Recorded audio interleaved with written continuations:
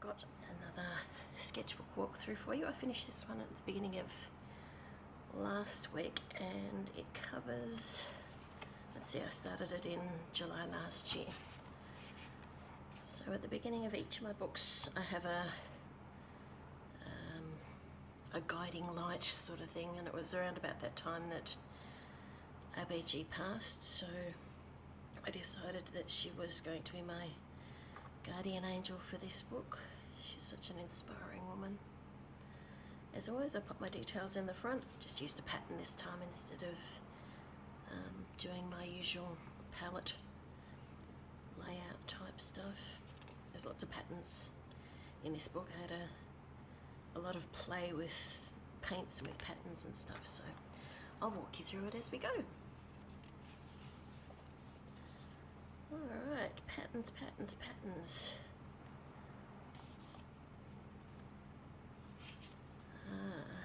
COVID is kicking my butt. Okay, so I was knocked flat with COVID when I started these, so when I was sick at that point I just could not concentrate on anything, so I still wanted to keep my hands busy and work on something, so I used patterns because I couldn't concentrate enough to draw anything. This one was splotches of watercolour, excuse me, and just ruled a grid, and then little corner to corner lines. I love how they end up looking like little cushions. It's good fun. More patterns. I'm still feeling pretty flat, so I know I'm feeling guilty because sometimes I sort of have these periods where I do lots and lots of art, and then sometimes I have no energy and just don't touch it. So space between these two was, let's see, this was 12th of July, and then I didn't create this one until beginning of August, so I was using this to kickstart my creativity again. I love doing these. This is so relaxing. Basically what I do is splotch a whole bunch of different colours onto the page and let them melt together and make patterns, and then I trace around each of the patterns and fill them with lines and squiggles and dots and stuff. Takes ages, but it's just so relaxing. Alrighty. I went to a local water catchment and dam near my place. It's about 20 odd minutes drive from my house. It's called the Collier Dam. They rebuilt it a couple of years ago, and it's just really, really nicely done in terms of viewing platforms and all that sort of stuff. So I did this from a photo when I got home, but I had done an on the spot one that looked much rougher and what have you, and I wanted to get a more detailed sketch into my main sketchbook.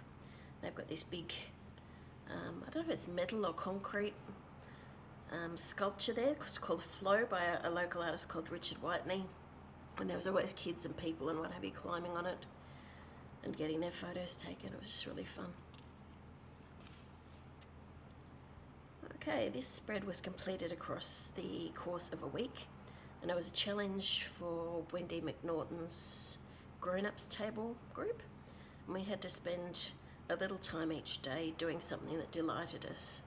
So Monday was the cat's fur, Tuesday was spotting a silver eye in the garden, Wednesday was waking up to fresh coffee, Thursday was a surprise packet of gummy bears that came with my contact lenses, Friday was a little fairy wren. We've got a family of fairy wrens that lives in the backyard, and it's a little boy wren, and his females, he's got I think 4 females that follow him around. They're a funny little species of bird. He has a harem, so it's one little boy to 3 or 4 girls in each of their little groups, and they're very, very noisy, very loud, sort of strident, chirpy sort of things, but they're about the size of a golf ball and just really, really cute. I love them.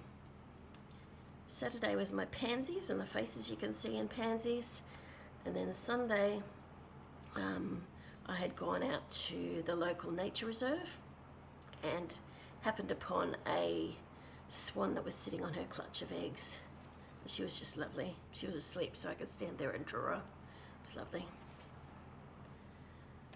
Playing with collage and mark making. And this is another exercise for Wendy Mac's grown-ups table using grids. This is my littlest cat called Kiska. She's a Siberian forest cat, and she's very, very fluffy, and she loves having her belly rubbed. But she's a really scaredy cat. She doesn't like us to pick her up or anything like that, but she loves a belly rub. Such an odd little soul. Hellebores, I had some of these plants out the front, and they're these funny little things that sort of hang upside down, so when you're walking past, you really only see the back of them, so you have to sort of tip them up to see the inside, and they've just got really pretty purpley markings on their petals. More patterns. This was in response to the Ukraine war, mixed media sort of piece. There's a whole bunch of watercolor and acrylic and ink, and this is done with tape transfers. And this is a Ukrainian epithet that means get kicked by a duck, and I thought that was just fabulous. Documenting a trip to the hand surgeon. Came out having to wear a brace. Some more patterns and playing with metallic inks to make some patterns within the patterns. I love how it sort of undulates like a landscape. I carved some stamps and had to test them out, of course. And playing with watercolor and acrylic stencils to get the spacey sort of background, and commemorating the Borg Queen. To be human is complex. You cannot avoid little ugliness from within and from without. So that's a good reminder. Well, none of us are perfect, are we? During the colder months, we love to sit out the back with our fire pit and make mulled wine and get warm. We get visited by the possum from time to time. And I included the recipe so that we could remember. We got eaten by mozzies, of course, even in the winter. More playing with multimedia, with some acrylics in the background and collage. More patterns. I wanted to practice drawing faces with no pencil under drawing, so I just went straight in with pen and then used, too many ums. I should really practice saying less ums, shouldn't I? Using, what are these ones called? Tombow markers to do the shading. But these are all Auschwitz people taken from the Auschwitz Memorial Twitter feed. Taking the opportunity to draw my lovely husband cooking me brunch, and a couple of continuous line portraits coming up now. This was another Wendy Mac grown-up table exercise. Another one of those. Playing with collage and using my carved stamps and pairing them up with some postage stamps that I got. Poor old Kate Moss has been eating spam and she's going burp. And she doesn't have any idea what she's doing. Neither do I. Some more of the continuous line drawings.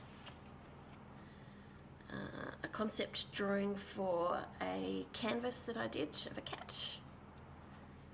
Some more combination of stencils and collage fodder and images from a bunch of old National Geographic magazines that I bought. This piece here is actually from a pad of wood veneer. Let me see if I've got it over here. A friend of mine bought it for me. It's from a mob called Carbotech, who do a bunch of woodworking, and it's this little notepad that's made from these tiny weeny slivers of pine. I didn't actually take the paint too well, so I probably won't do that again, but it's just really cool. It actually smells like the wood too, which is fabulous. I love it.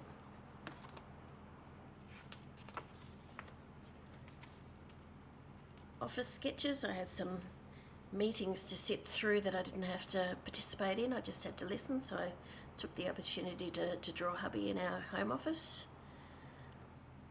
Playing with some more patterns. When I don't know what to sketch, I'll fiddle around with patterns and quotes. Some more exercises with just ink drawings. This one is of my little ceramic whistle. Where is he? He's up here. There he is. You blow into his tail and he whistles sort of. Don't know if you can hear that. But yeah, he was made by an artist, the ceramic artists in Dnipro in Ukraine. Match a whisk. It's a Vegemite. Kind of really bodged up the shape of the jar. It's a bit sad really, but anyway. Took some notes while I was watching a workshop video from Connie Weirich about collage. Oh no, this was a funny story.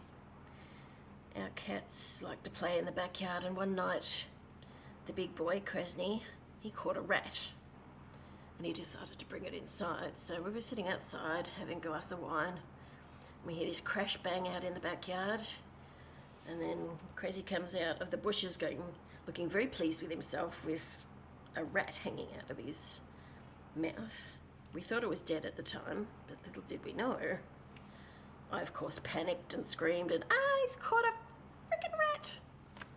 And then he decided that he was going to take it inside. He was going to hide it to eat later, I think. So he came in the door. Hubby tries to calm us all down. The little cat panics because I panicked, and she ran away and hid. Crazy decided to take the cat upstairs where all our bedrooms are, the rat upstairs where all our bedrooms are. And then he got chased back down again. And then he got back down into the lounge room downstairs again and dropped the rat on the floor. And he didn't really know what to do with it. He's never caught one before. And then the rat, turns out he was just playing possum. And he lay there for a minute and then he took off. And then he sort of darted around all over the lounge room and hid under the entertainment unit, and then went under my desk and went under the couch, and then around behind the litter space loo, and then eventually we scooped him up in a dustbin and brush, and hubby evicted him outside. So now we're much more careful to keep the back door closed when we're outside in peak hunting times.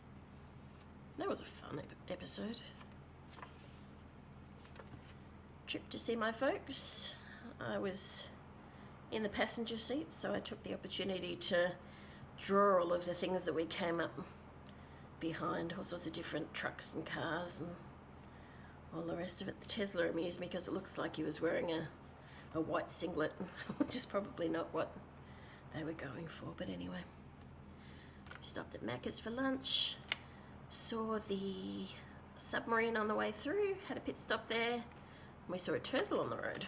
I like capturing all the bits and pieces that we see along the way. Mum's clematis and one of her garden ornaments. And some really, really bad attempts of drawing my brother and sister-in-law while we were sitting around having drinks one night. I have to keep practicing those, apparently. Okay, back to collaging. This bottom bit, the rocky bit, is from a National Geographic magazine, and this I was playing with some tape transfers out of, I think it was a Vogue magazine or something.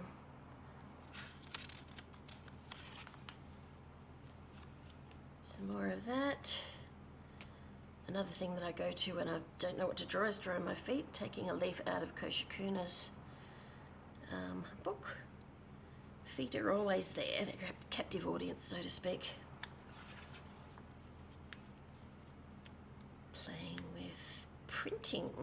This time I used the base of a bunch of celery that I'd bought for salads during the week. So I chopped the bottom off, and if you look at the bottom of it, it looks like sort of like a flower, like a rose. Didn't really print very well. I think I probably need to try it with ink rather than acrylic paint, but it was fun. I made a mess. paint went everywhere. The words using my little, these are stamps that I carved myself out of little erasers. It says, every life is a work of art. This is the view out my office window. This one again was done during meetings and what have you that I didn't have to participate in. It's really good to keep my hands busy while I'm in those meetings. Another cooking page. I grabbed the label from the passata that we were using. My hubby loves to cook and he likes to play around with recipes and invent things. So when he says, what if, and comes up with a new recipe, I know we're in for a good night. Playing with some new paints and with some, this one's got a pearly sort of effect to it. And it's from one of these palettes. These are a Jane Davenport's watercolour palettes. So there's 3 different palettes with different groupings of colours. And I just love the little wrappers that were on the half pans. So I kept those, but they're all sort of wrinkly and what have you, so they probably, I don't know if they show up very well. And then all of a sudden it's Christmas time. Where did the year go? I've always loved gnomes, so I've got a couple of gnomes that I put out around the place. One goes on the windowsill by the front door, complete with dead bugs and more dead bugs. The cats are very put out because that's where they normally sit to look out the front window for the postie and what have you, so they didn't really like having a visitor on there. Then this one's in the kitchen on top of my cord hiding box thingy-jiggy.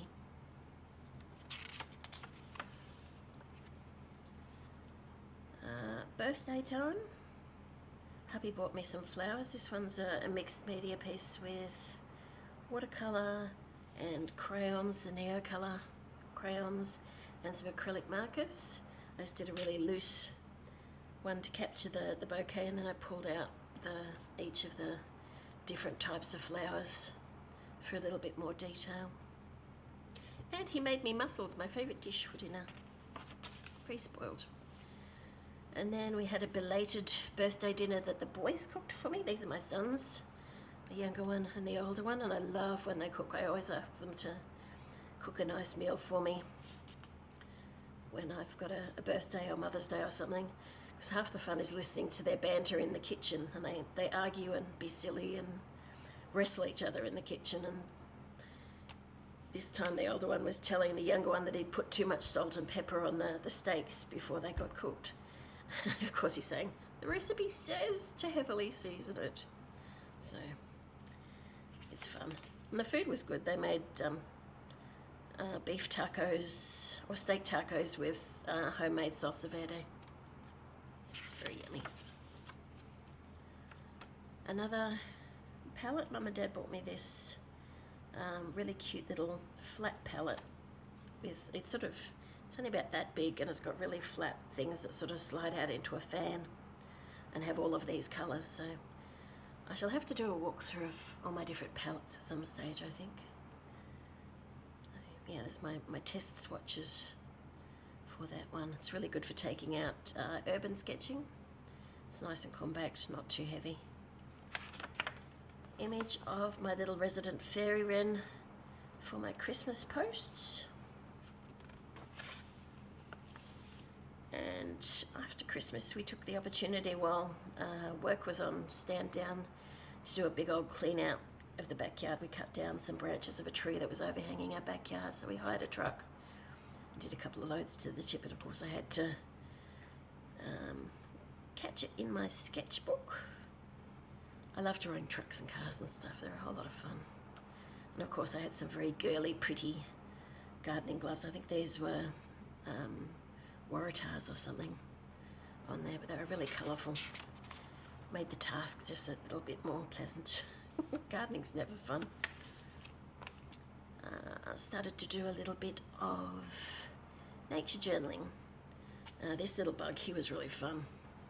We were sitting out the back on the lounge, and we noticed him walking along the back of the lounge, and he came down the cushions, and he hopped onto my leg just above my knee, and he walked right along the length of my leg, and he sort of wandered around on the front of my shoe and checked out my laces and stuff for a bit, and then he went to the side and he climbed right up to the top, and then he sort of went down the other side. He sat there for a little bit and had a bit of a look around, and then he went down the bottom and sort of zigzagged down the sole.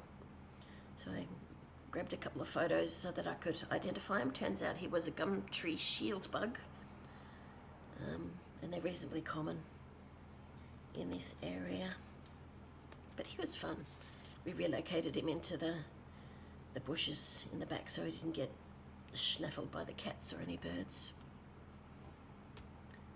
Nice little collage and butterfly piece to start 2023. And a little bit of intention setting. More healthy food, art, writing, cooking, reading, friends and family and nature. And less wine, doom scrolling, silly spending, pain, hermitry and worry. So hopefully they'll play out across the year. And this is a little illustration I did for my word of the year, which is slow. You can read about that over on my general writing blog, which is michellecollier.net, and I'm posting every month or so about slow living and what it means to be slow as I explore it for myself. Some more patterns, love spirals, and a little bit more nature journaling. This is a butterfly that we've seen a few of them in the backyard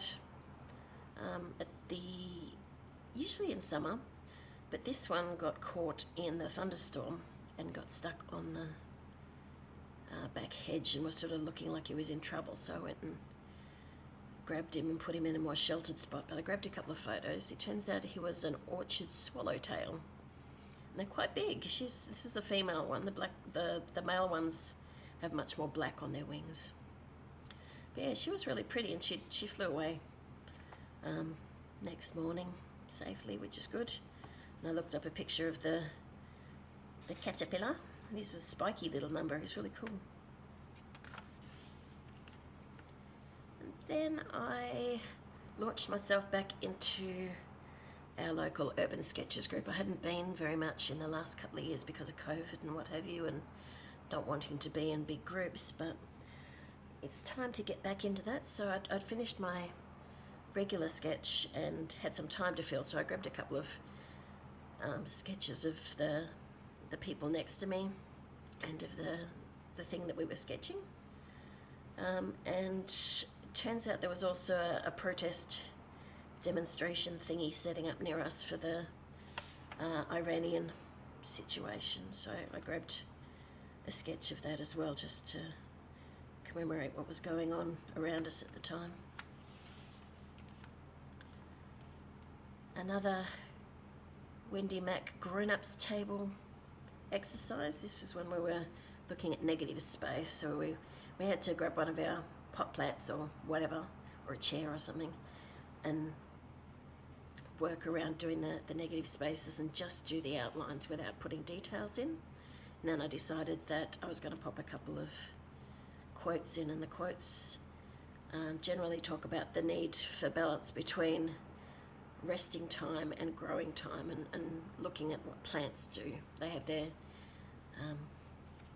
fallow times and they have their growing times during different parts of the year, and it's the same for us. So I wanted to pop those in there.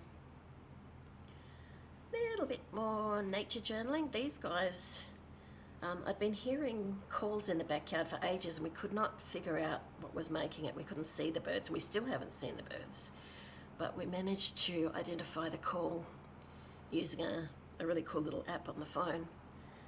So I looked up some of the details and drew them in. They seem to have moved on. They're migratory birds.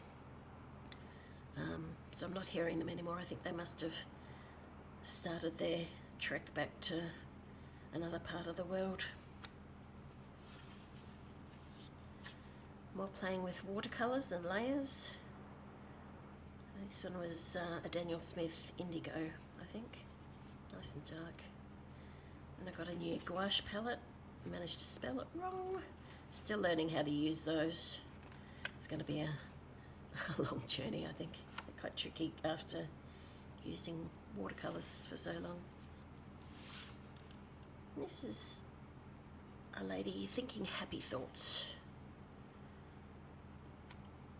I like her, she's fun, nice and bright. This is my big cat, Krasny. And they like to run up and down the stairs at warp speed, and they sound like elephants. They're big cats. They're Siberian forest cats, so they're quite large, and they're not light on their feet by any stretch of the imagination. So they sound like furry elephants running around the house. And this book cover, a mock-up of a book cover, was done for another one of the Wendy Mac exercises. We had to create a book that we thought everybody should have. More pattern play, practicing my lines, aiming for smooth. So the lines, I'm not quite getting there yet, but I'll keep practicing. More playing with watercolour and my little carved stamps.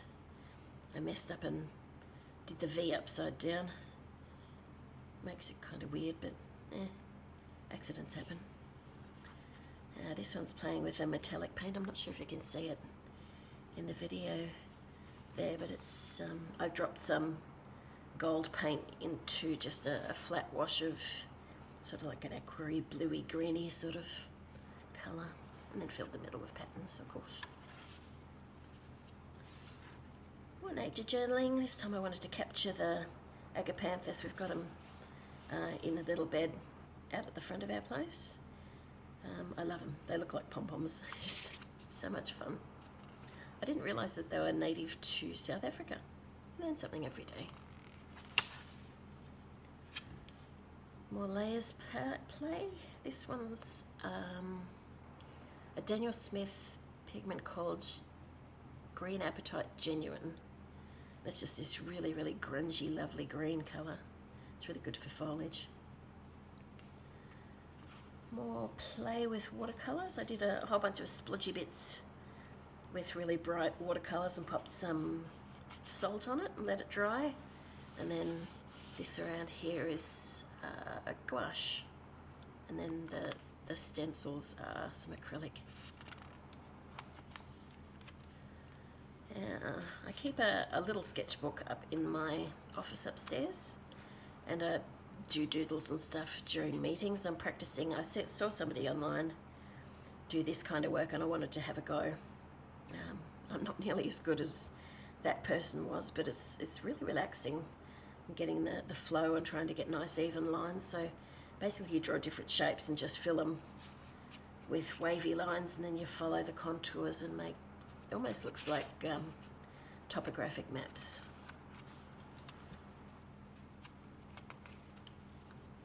All sorts of different patterns you can make. That one also almost looks like a ball of wool. That one was a bit of a fail. I like that one. And that one's got a sort of, I like how it sort of folds.